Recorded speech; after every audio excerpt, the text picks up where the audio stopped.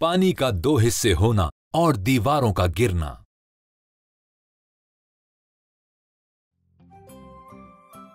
मूसा ने वादा की हुई सरजमीन पर 12 जासूस भेजे।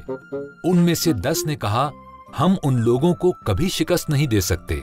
लेकिन यशवा और कालिब ने कहा, हम खुदा की मदद से ऐसा कर सकते हैं।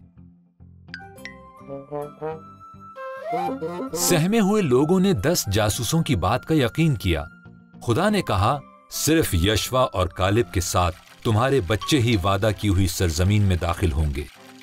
आखिरकार बयाबान में 40 साल गुजारने के बाद वो वक्त आ गया। यशवा ने यरीहू में 2 जासूस भेजे, जो राहब नामी एक औरत से मिले, जिसने उनको अपने घर में छुपाया और दीवार से नीचे उतरकर भागने में मदद की। उन्होंने उससे वादा किया कि वो और उसका खानदान महफूज रहेंगे।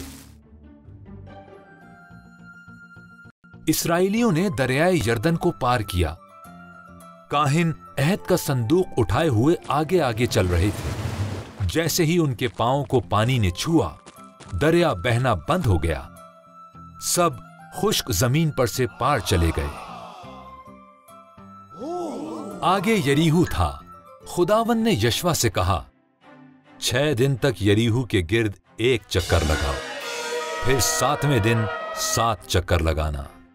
नरसिंगा फूंकना और ललकारना, तो दीवारें गिर जाएंगी।